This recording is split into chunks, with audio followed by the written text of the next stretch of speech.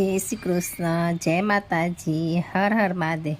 આજે આપણે એકાદશીના જાગરણનું શું મહત્ત્વ છે એના વિશે જાણશું। એકાદશીના જાગરણનું મહાત્મ્ય।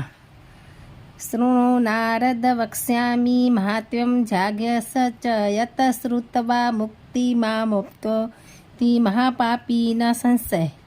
નારદે પૂછ્યું, વિશ્વના ઈશ્વર શ્રી વિષ્ણુ સદાય સર્વને પવિત્ર કરનારા છે। એમની પ્રિય તિથિ એકાદશીના વ્રતનું મહાત્મ્ય મેં તમારા મુખેથી સાંભળ્યું છે। હે શિવ, હવે એ વ્રત નિમિત્તે રાત્રે કરવાના જાગરણનું મહાત્મ્ય કેવું છે તે હું સાંભળવા ઈચ્છું છું। તે ઉપરાંત એકાદશીની રાત્રે ભક્તિ કેવી રીતે કરાય છે। વળી હે વિશ્વના ઈશ્વર, હે એકાદશીની તિથિના પ્રહોરમાં જે પૂજા કરવી જોઈએ તે પણ તમે મને કહો। બધાય લોકોમાં તમે ખરેખર સદાય પૂજ્ય છો અને જનાર્દન ભગવાન શ્રી વિષ્ણુ પણ ખરેખર સદાય પૂજ્ય છે। વળી ભગવાન વિષ્ણુના જે ભક્તો છે એમાં હે ઉમાપતિ તમે શ્રેષ્ઠ છો। તેથી જ આ લોકમાં તમારું વૈષ્ણવ ભક્ત તરીકેનું નામ સદાય પ્રખ્યાત છે। આથી હે મહાદેવ, એકાદશીના જાગરણનું મહાત્મ્ય કહો। મહાદેવે કહ્યું, હે નારદ, એકાદશીના જાગરણનું મહાત્મ્ય હું તમને કહું છું તે તમે સાંભળો।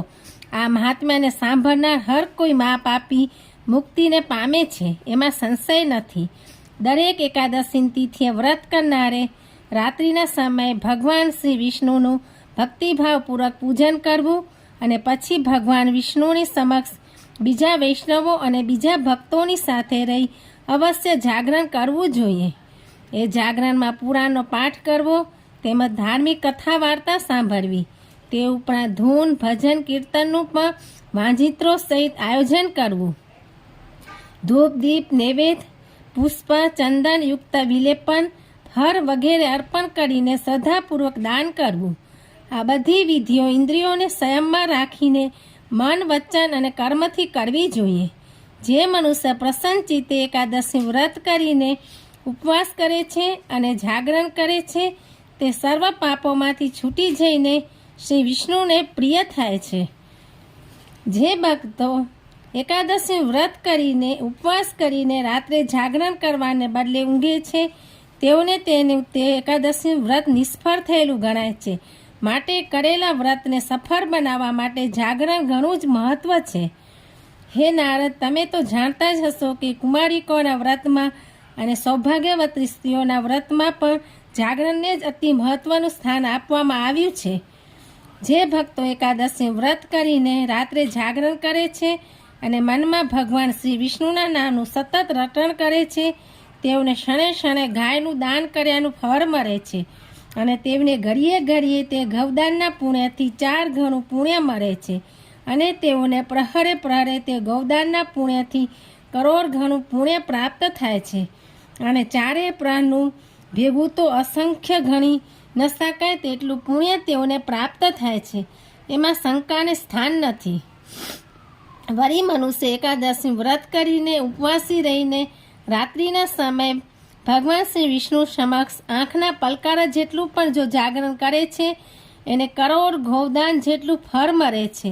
વળી જાગરણ દરમિયાન જે મનુષ્ય ભગવાન શ્રી વિષ્ણુ સમક્ષ ભજન કીર્તન સાથે નૃત્ય કરે છે તો તેનું ફળ જન્મથી મરણ સુધી ઓછું થતું જ નથી।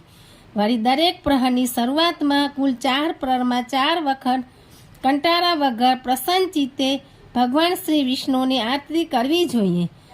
આરતી કરવાથી ભગવાન વિષ્ણુ પ્રસન્ન થાય છે। આમ પ્રહરે પરે આરતી ઉતાર્યા પછી પ્રદક્ષિણા કરીને ભગવાનને નમસ્કાર કરવા જોઈએ। જે મનુષ્ય એકાદશીની રાત્રે ભક્તિપૂર્વક 26 ગુણોવાળું જાગરણ કરે છે તેને ફરીથી આ પૃથ્વી પર જન્મ લેવો પડતો નથી। એટલું જ નહીં, પણ જે મનુષ્ય વિષ્ણુની 11સના દિવસે ધનની કંજુસાઈ કર્યા વિના ભક્તિપૂર્વક જાગરણ કરે છે તે મૃત્યુ પછી મોક્ષ પામે છે અને એનો આત્મા પરમાત્મામાં લીન થઈ જાય છે। પરંતુ જે મનુષ્ય ધનવાન હોવા છતાં શ્રી વિષ્ણુની 11સને નિમિત્તે જાગરણ કર્યું હોવા છતાં ધનની કંજુસાઈ કરે છે તે મનુષ્ય પોતાના આત્માને સદગતિથી ભ્રષ્ટ કરે છે। વળી જે મનુષ્યને વિષ્ણુની એકાદશીને નિમિત્તે જાગરણ કરવાનું ભાગ્ય પ્રાપ્ત થયું હોય ત્યારે જે જાગરણની મસ્કરી કરે છે તે મનુષ્ય મૃત્યુ પછી 60,000 વર્ષો સુધી વિષ્ટામાં કીરો થાય છે. વળી તે જ પ્રમાણે જે બ્રાહ્મણ વેદોના જાણકાર હોય તો પણ શ્રી વિષ્ણુની તિથિ 11ના જાગરણને સમયે ખાસ કરીને એ જાગરણની મસ્કરી કરવા આવ્યો હોય તે ખરેખર ચંડાળ કહેવાય છે.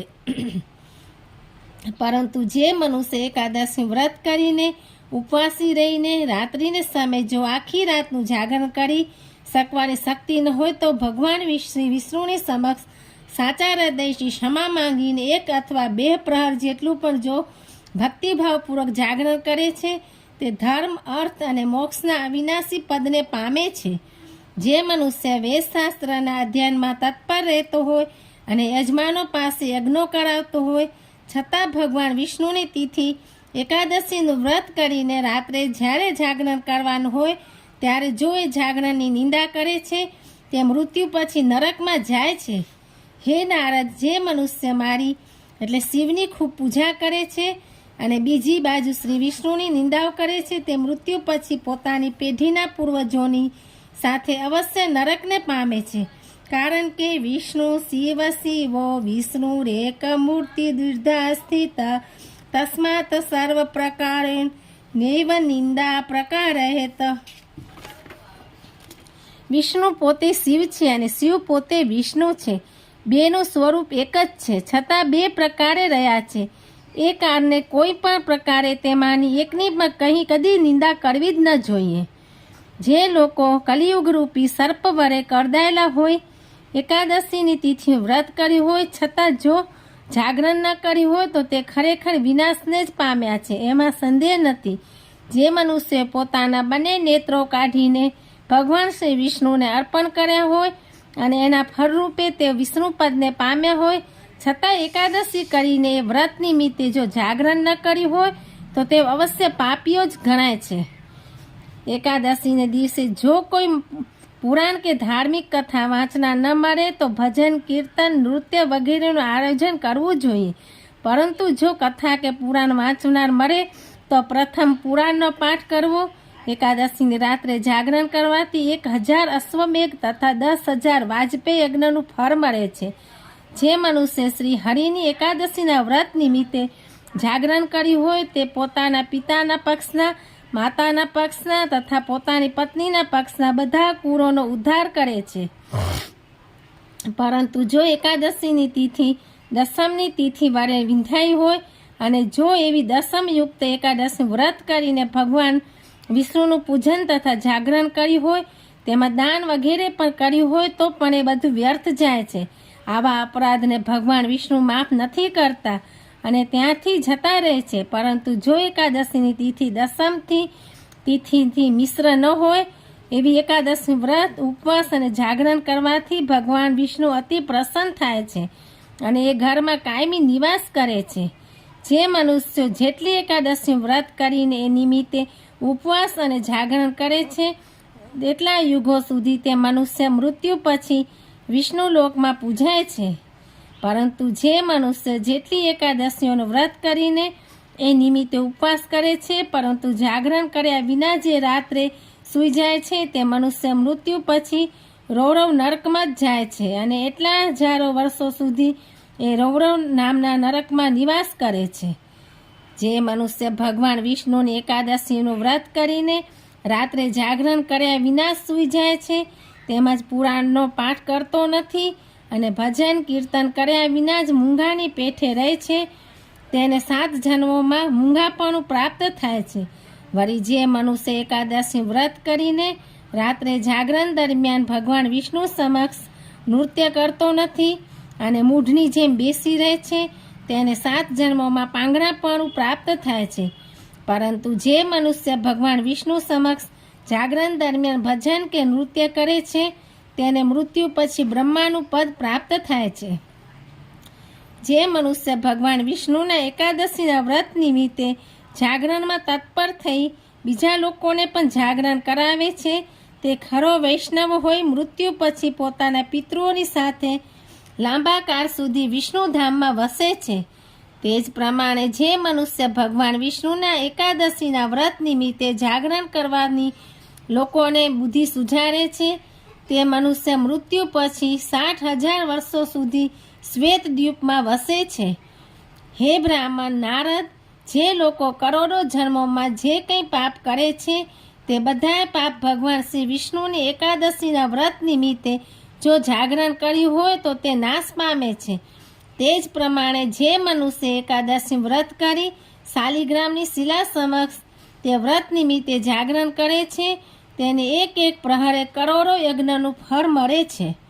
વારી એકાદશી ઉપર જે બારસ હોય તેનું વ્રત અને એ વ્રત નિમિત્તે જાગરણ ન કર્યું હોય તો ધન, સંપત્તિ, પુત્રો, મનવાંછિત કામના અને કીર્તિ વગેરે કંઈ પણ મેળવી શકાતું નથી. એટલું જ નહીં, પણ એ અપરાધને લીધે એને ભગવાન શ્રી વિષ્ણુ પૂજન કરવાનો પણ અધિકાર નથી. પરંતુ જે મનુષ્ય એકાદશી ઉપરની બારસનું વ્રત કરી ઉપવાસ અને જાગરણ કર્યું હોય અને એ ભગવાન વિષ્ણુના દર્શન માટે મંદિર તરફ જેટલા પગલાં ભરે છે તેટલા હજારો વર્ષો સુધી તે સ્વર્ગમાં વસે છે. એટલું જ નહીં, પણ એકાદશીના જાગરણ નિમિત્તે ભગવાન શ્રી વિષ્ણુના મંદિરે જતા મનુષ્યને હજારો અશ્વમેઘ યજ્ઞો કર્યાનું ફળ મળે છે. વળી એ જાગરણ નિમિત્તે ભગવાન વિષ્ણુના મંદિર તરફ જતા મનુષ્યના બંને પગની રજના જેટલા કણો જમીન પર પડેલા હોય તેટલા હજારો વર્ષો સુધી તે જાગરણ કરનાર સ્વર્ગમાં વસે છે. એટલા માટે પોતાના ઘેરથી ભગવાન વિષ્ણુના મંદિરે અવશ્ય જવું જોઈએ. પરંતુ એકાદશીના વ્રત નિમિત્તે કરેલું જાગરણ જો પારકી નિંદાથી યુક્ત હોય, મનની પ્રસન્નતા વિનાનું હોય, શાસ્ત્રોના પાઠ રહિત હોય, ભજન કીર્તનથી રહિત હોય, દીવા વિનાનું હોય, કંજુસાઈથી કરેલું હોય, અડધા જાગતા અને અડધા ઊંઘમાં કરેલું હોય તથા કંકાસવાળું હોય તો એ જાગરણ દોષયુક્ત હોય, અતિશય ખરાબ ગણાય છે. ઉત્તમ પ્રકારનું જાગરણ 9 પ્રકારનું મનાયું છે, જેમ કે 1. શાસ્ત્રોના પાઠથી તેમજ ધાર્મિક કથા વાંચનથી યુક્ત હોય. 2. ધૂન, ભજન, કીર્તન વગેરેથી યુક્ત હોય. 3. દિવાળોથી યુક્ત હોય. 4. મધુર ફળો અને સ્વાદિષ્ટ નૈવેદ્યથી સભર હોય. 5. પારકી નિંદા રહિત તેમજ શુભ ઉચ્ચારો યુક્ત હોય. 6. આનંદ અને પ્રસન્નતાથી સભર હોય. 7. ભક્તિભાવ યુક્ત હોય. 8. કંજુસાઈ વિના કરેલું હોય અને 9. કલહ કંકાસ વિનાનું હોય. આમ 9 પ્રકારના જાગરણ હોય છે.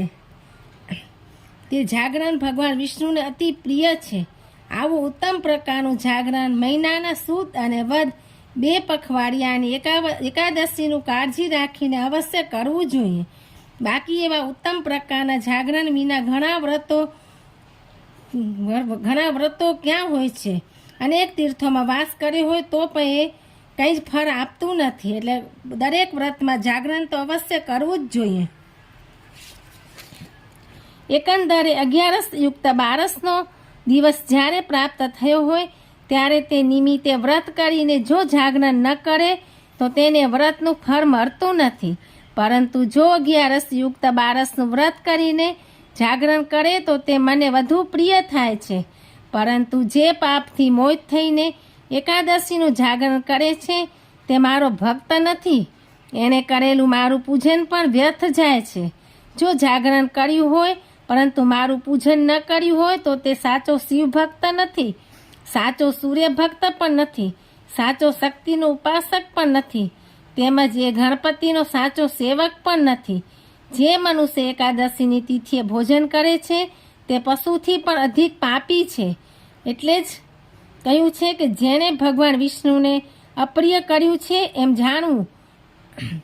એટલે જે અનાજ ખાય છે એટલે વિષ્ણુ ભગવાનને અપ્રિય થાય છે. જે એકાદશીની તિથિએ વ્રત કરીને ઉપવાસી રહીને રાત્રે જાગરણ કરે છે તેના શરીરના અંદરના અને બહારના કરોડો પાપો નાશ થાય છે. તેમજ એ મનુષ્ય યમદૂતોને તથા યમને પોતાની નજીક આવતા હર્ષેલ્યા છે એમ જાણવું. હે મુનિ શ્રેષ્ઠ નારદ, જે મનુષ્ય દસમથી મિશ્ર ન હોય એવું 11 ઉપરથી 12નું ભગવાન વિષ્ણુનું વ્રત કરીને ઉપવાસી રહીને રાત્રે જાગરણ કર્યું હોય એને સ્વર્ગમાં જવાની જરૂર રહેતી નથી, પણ તે ભગવાન શ્રી વિષ્ણુના ધામમાં જાય છે, એમાં સંશય નથી. જે મનુષ્ય દસમથી વિંધાયેલ એટલે કે દસમથી મિશ્ર એકાદશી વ્રત કરે છે તેને નરકનું દુઃખ પ્રાપ્ત થાય છે. એટલું જ નહીં પણ તેણે પોતાના સ્વજનોને મારી નાખ્યા છે તેમજ બ્રહ્મહત્યા કરી છે. ઉપરાંત તેણે દેવોનું રાજ્ય દૈત્યોને સોંપી દીધું છે એમ સમજવું. પરંતુ જે મનુષ્ય દસમથી રહિત સુદ એકાદશી ઉપર 12નું વ્રત કરી ઉપવાસ કરી જાગરણ દરમિયાન શ્રી વિષ્ણુનો પાઠ કરે છે તેમાં પ્રસન્ન ચિત્તે શ્રી હરિની સમક્ષ તાળીઓ પાડીને નૃત્ય કરે છે, તેમાં ધૂન ભજન અને વાજિંત્રો સહિત કીર્તન કરે છે અને બીજાઓને પણ એનો લાભ આપે છે, એને કરોડો તીર્થોનું ફળ પ્રાપ્ત થાય છે. તે જ પ્રમાણે એકાદશીના વ્રતમાં જાગરણ ચાલુ હોય ત્યારે ભગવાન શ્રી વિષ્ણુ સમક્ષ એકાગ્ર ચિત્તે દીવો અને ધૂપ કરે છે તેમજ એમની આરતી ઉતારે છે. તે મૃત્યુ પછી 7 દ્વીપોને ચક્રવર્તી રાજા થાય છે. એટલું જ નહીં પણ તેના બ્રહ્મહત્યા જેવા પાપોનો પણ નાશ થાય છે. એક બાજુ બધા યજ્ઞો દક્ષિણા સહિત પરિપૂર્ણ કર્યા હોય અને બીજી બાજુ ભગવાન શ્રી વિષ્ણુની એકાદશીનો વ્રત કરીને જાગરણ પરિપૂર્ણ કર્યું હોય તે બેનું ફળ એક સરખું જ પ્રાપ્ત થાય છે. જે સ્થળે એકાદશીના વ્રત નિમિત્તે શ્રી ભગવાન વિષ્ણુની સમક્ષ જાગરણ થતું હોય એ સ્થળે પુષ્કર તીર્થ, પ્રયાગ તીર્થ, કાશી, મથુરા, દ્વારકા, નૈમિષારણ્ય, અર્બુદાચલ, વિંધ્યાચલ વગેરે બધા તીર્થ સ્થળો આવીને વસવાટ કરે છે. તે ઉપરાંત 4 વેદો અને 18 પુરાણો મળે ભગવાન શ્રી વિષ્ણુના જાગરણમાં હાજરી આપવા આવી જાય છે. એટલું જ નહીં પણ સરસ્વતી, ગંગા, યમુના, કાવેરી, ચંદ્રભાગા, તાપી, ગોમતી સહિત બીજી બધી નદીઓ ત્યાં આવી પહોંચે છે. તેમજ બધા સમુદ્રો, સરોવરો, તળાવો, કુંડો વગેરે એકાદશીના વ્રત નિમિત્તે ભગવાન શ્રી વિષ્ણુનું જાગરણ ચાલુ હોય ત્યાં આવી જાય છે અને પોતપોતાનું પુણ્ય વ્રત કરનારને આપી જાય છે. વળી જે લોકો ભગવાન શ્રી વિષ્ણુની એકાદશીની રાત્રે જાગરણ કરી નૃત્ય કરે છે, વાંજિત્રો સહિત ધૂન ભજન અને કીર્તન કરી આનંદિત થાય છે તે બધાએ દેવોને અને શ્રી વિષ્ણુને અતિ પ્રિય થાય છે. હે નારદ, તે એકાદશીની તિથિ ઉપરની 12નું જે ઉત્તમ મહાત્મ્ય છે તે હું તમને કહું છું. 1100 પરથી 12 તિથિ સદાય ઉત્તમ પુત્રો દેનારી અને અંતે મોક્ષ આપનારી છે. એવી એકાદશી યુક્ત 12 પ્રાતઃકાળે નિત્યક્રમ કરી સ્નાન વગેરેથી પવિત્ર થઈ શ્રી ભગવાન શ્રી વિષ્ણુનું પૂજન કરી તેમના વ્રત નિમિત્તે જે ઉપવાસ કર્યો હોય તે ભગવાનને સમર્પણ કરવો અને તે વખતે ભક્તિભાવપૂર્વક આ પ્રાર્થના કરવી. અજ્ઞાનતિમિરાનસ્ય જ્ઞાને નાનેન કેસ્વ પ્રસિદ્ધ સુમુખો ભૃત્વા જ્ઞાન દ્રષ્ટિ પ્રદો ભવ.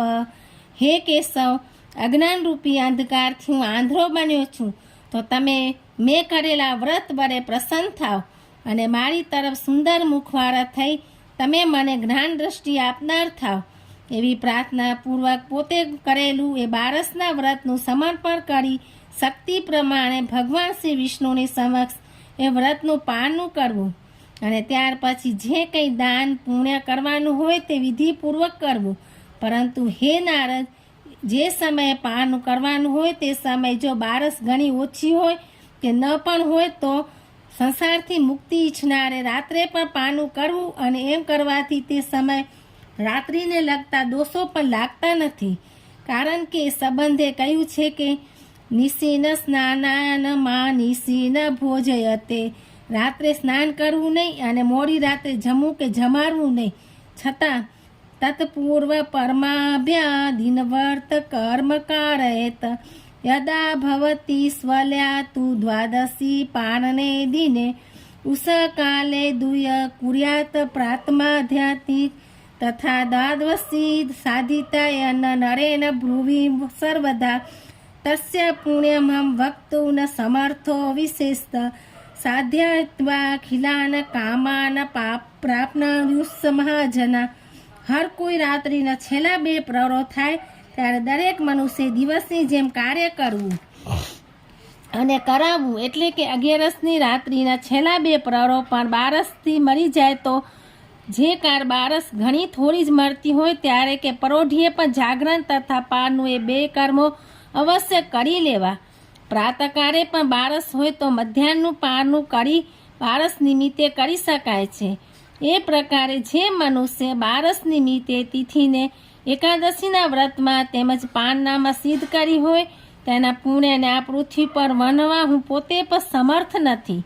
આમ બારસયુક્ત એકાદશી વ્રત જાગરણ તથા બારસમાં જ એ વ્રતનું પારણું કરનારા પોતાના એ વ્રતને સિદ્ધ કરીને સમગ્ર કામનાઓને પ્રાપ્ત કરે છે. જેમ કે અંબરીશ વગેરે જે ભક્તો પૃથ્વી પર પ્રખ્યાત થઈ ગયા છે તે બધાએ આ રીતે એકાદશી યુક્ત બારસનું વ્રત જાગરણ તથા તેનું પારણું સિદ્ધ કરીને મેકુટ ધામમાં ગયા છે. તેથી તો સત્ય પુનઃ સત્ય યદુકત તું મયાતઃ નાસ્તિ વિષ્ણુ સમો દેવો ન તિથિ દ્વાદશી સમા. મેં તમને ઉપર જે કંઈ કહ્યું છે તે સત્ય છે, ખરેખર સત્ય છે. ફરી બીજી વાર પણ હું કહું છું કે તે તમને એ સાચું જ કહ્યું છે કે આ જગતમાં ભગવાન શ્રી વિષ્ણુ જેવો કોઈ દેવ નથી અને એકાદશી યુક્ત બારસ જેવી કોઈ તિથિ નથી.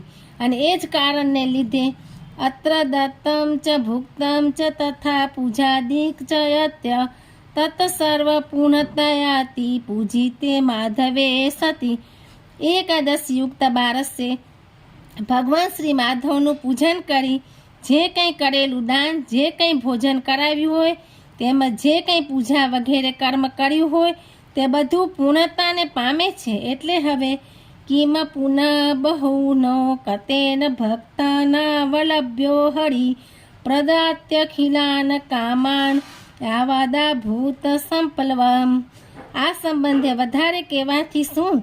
શ્રી હરિભક્તોને વાલા હોય છે, તેથી એ શ્રી હરિ પણ આ સમગ્ર જગતમાં પ્રલયકાળ સુધી પોતાના તે ભક્તોએ ઈચ્છેલા પદાર્થો એ ભક્તોને આપ્યા જ કરે છે. એકંદરે દ્વાદશ્યાય ચેવ યદુત સર્વ સફલ ભવેત કુરુક્ષેત્રેષુ યદુત નિષ્ફલમ નિર્જયતે તદુસ્ય દ્વાદશી દત્તમ ભવેદ દ્વૈવર્ષી સતમ. 11 યુક્ત બારસે વ્રત કરીને જે કંઈ દાન દીધું હોય તે બધું સફળ થાય છે. જેમ કુરુક્ષેત્રમાં જે દાન દીધું હોય તે નિષ્ફળ થતું નથી, તે જ પ્રમાણે હે દેવર્ષિઓમાં અતિ ઉત્તમ નારદ, 11 યુક્ત બારસ વ્રત કરીને જે દાન દીધું હોય તે નિષ્ફળ થતું નથી. આ તું જાગરણનું મહત્વ. જય શ્રી કૃષ્ણ, જય માતાજી, હર હર મહાદેવ. ઓમ નમો ભગવતે વાસુદેવાય.